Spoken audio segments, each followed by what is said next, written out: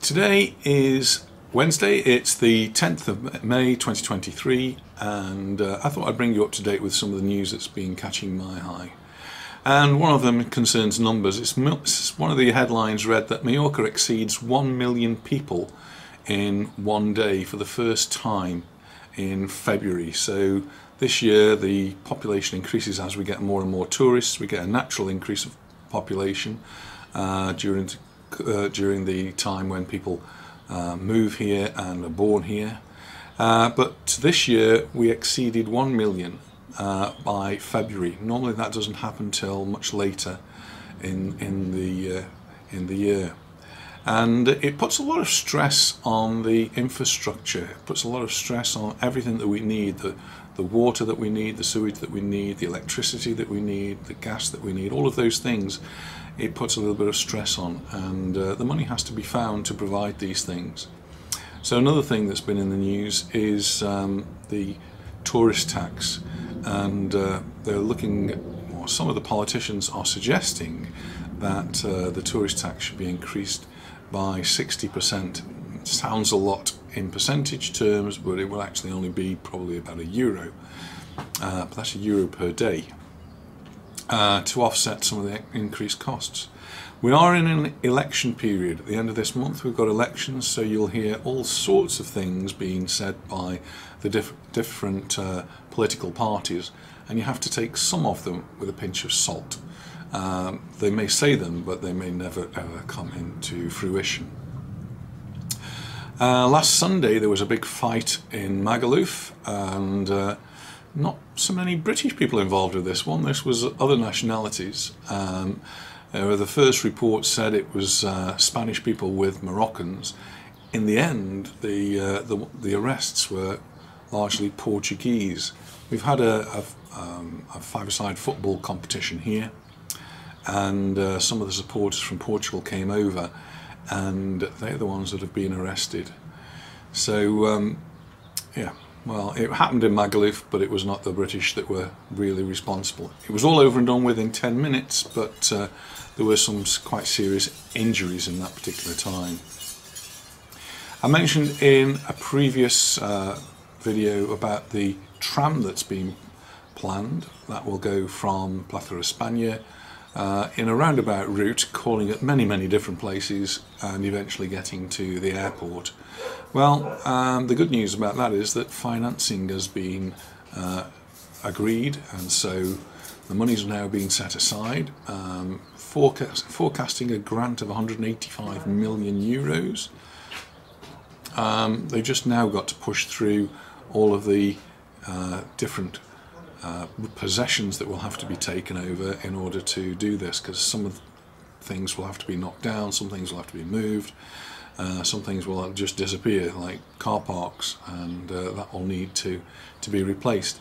So, well, it's all there, it's in the planning stages, but don't expect to see it that soon.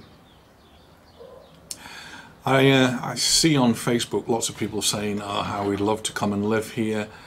People often say to me how they would like to do exactly what we've done, come to live here. And it's got a lot harder now, particularly for people who live from outside of European Union, which is the British people, which form a great part of our YouTube channel.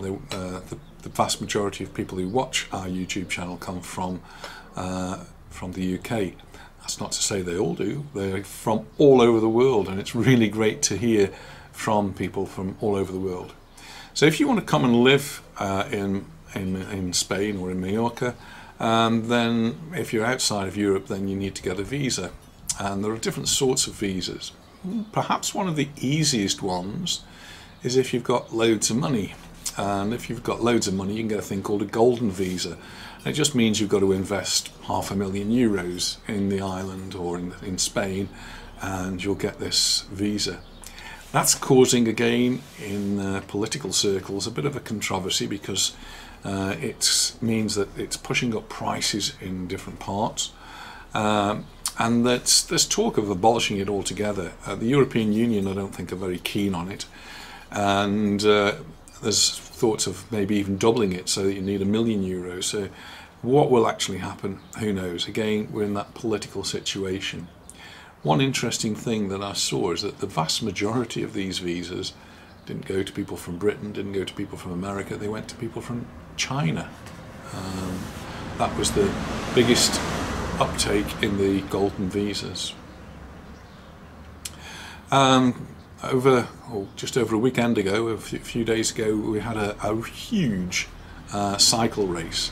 8,000 cyclists took part. Unfortunately, some of them that finished weren't actually registered. So some people didn't want to pay the registration fee but wanted to do the race, and they just joined in somewhere along the race. So they sort of tried to compete, and they did some of the race. Some of them might have done quite large parts of it. The organisers were obviously not very happy about that, and because it causes a little bit of danger. You've got extra cyclists that you didn't know you got. It means that some of the water stops ran out of water because there were too many people, and so they said they'll have a look at it next time, make sure it doesn't happen. I don't know how you're going to stop that on a race which covers such a large part of the island. A big logistical problem for the organisers. Also in the sports, this time the America's Cup, the Ineos team has set up. Sir Ben Ainsley is training here in Palma, and they've been doing that over the winter time, and they're going to be staying on the island for some time to come. It seems to be their base camp now, so we hope to be seeing them out on the high seas training. BBC are out and filming away for the next episode, or the next series of the Majorca Files. They've been spotted in Palma in front of the cathedral. All seems a little bit hush-hush about what's going on, the story, and so we can't really tell you anything about it. It just seems to pop up here and there. The good thing about the Majorca Files, whether you like the story or not, is that it shows off Mallorca. It really does give lots of visibility to Mallorca all over the world. The series gets sold throughout the world now. Another interesting number statistic that came out was The Night Manager, which is a BBC series that was on the TV quite a while ago now, where it's now been disclosed that each episode cost £3 million to shoot here in Mallorca. It's a lot of money, but that's money spent here in Mallorca. We do have a local film company called Palma Pictures, and they're heavily involved with making films here on the island. Some very sad news concerned a British couple who were staying in Cap de Pera, and they had arranged to go out, I think to go fishing, and didn't appear, so that the alarm was raised, and when the police went round they found that the man was actually dead, and the lady, well, she still had a pulse. Turns out that they died of carbon monoxide poisoning. That's unusual at this time of the year. Every year I used to tell my students, you're going to see it in the newspaper, there will be someone who dies from carbon monoxide poisoning. And it happens because of faulty gas appliances. So usually in the winter time people are getting cold, so they use their gas fires in an enclosed place, and there's not enough ventilation to allow the carbon monoxide to escape. This particular case, though, I don't think was due to a gas fire. We've had very warm evenings. I can't imagine anyone having a gas fire. First reports did mention that it could have been from a gas fridge, and I haven't seen any confirmation of that, and there's an inquiry going on. But people here on the island where they don't have electricity do use gas fridges. Maybe something new to you. Some of the places on Mallorca which are referred to as the hottest places, not in terms of temperature but places to visit, and they are concerned that some of these places might be subject to too much human traffic, as it were. So parts of Sescovetes and Estrenc, the caves of Vaques, lots of places. The viewpoint going up as you go towards Formentor. These are really going to be very, very busy places during the summer, even the old town of Palma. So these are Sacalobra is another one just going down my list here. I haven't done a video going down to Sacalobra, and it's one that I really intend to do, but I think I need to do that in the winter time. Not been able to do it recently because we've had a lot of storms and snow, and that brought down trees and did a lot of damage, and it was a bit dangerous to go up there. So I will go down the road to Sacalobra and we'll make a video of that, but probably not till the autumn now. Holidays of a different kind, caravans. We had a little bit of a protest by caravan owners. I think they're actually more motorhomes than caravans. We don't see a lot of caravans, but motorhomes have become quite popular. But there's almost nowhere where you can legally park them and sleep in them. And there are hundreds on the island, if not thousands, where people actually do. And they end up parking in a street. And then the neighbours there obviously don't like it because the noise and the fact that these people have got to get rid of their wastewater, pour it down the grid because there's nowhere to do it otherwise.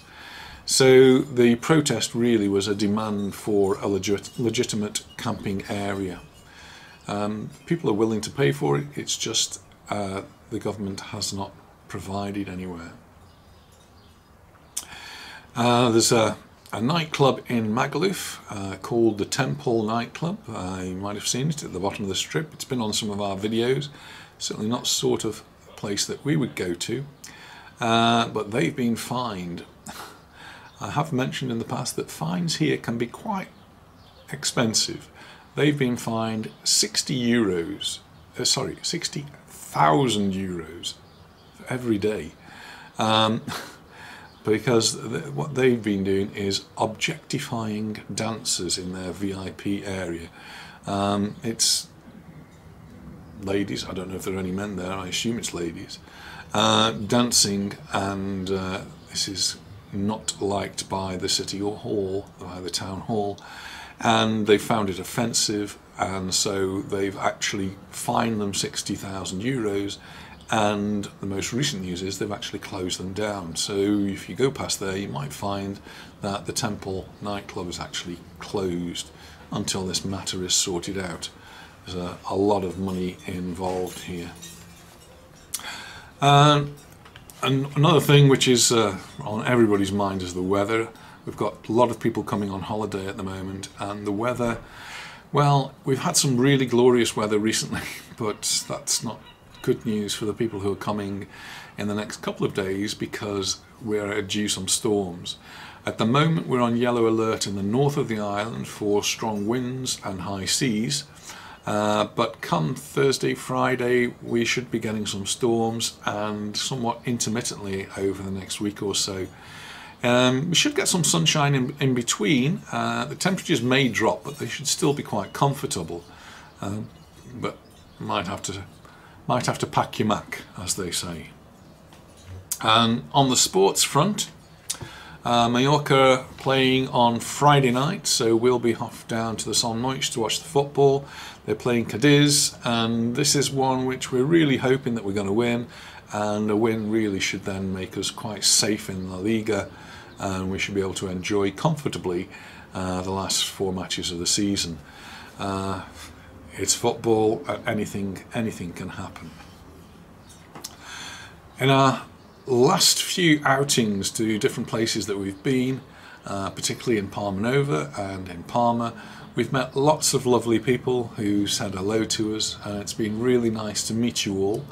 One special family that I did meet, and I wasn't with Anita at the time, Anita had gone shopping with Yvonne, and I bumped into a family that had come all the way from Miami in Florida, and they've been watching the videos, and we're really thrilled, and it was just an incredible coincidence. We were just walking down the street and bumped into each other. So Nico, Lolly and Sienna, I know you're back in Miami now, but thanks for stopping, thanks for saying hello, and it was really nice to meet you all. And it's nice to meet everyone who comes here and just stops and says hello. We've met loads of people over the last few days. It's been really, really nice, and thanks for taking the time and stopping to say hello. One little thing that Anita's just reminded me that I should mention is that Anita and I were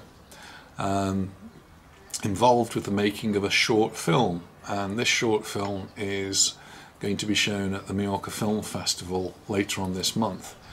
And if you can actually watch this film. It's available on YouTube. I'll put a link in the video here, and if you go onto Instagram, it all sounds very complicated to me, I don't use Instagram very often, but if you go onto Instagram you can give it a like, and if you can, then the director may win the prize. We've got a small part. You don't actually see us, you hear us. Maybe you'll recognise the voice. But the video's got really quite an important message, and so if you can, give it a watch. It's called Ben, and it's a film that's in the Majorca Film Festival of May 2023. So that's all from me for the moment, so thanks very much for watching, and I look forward to seeing you in the next video. Bye for now.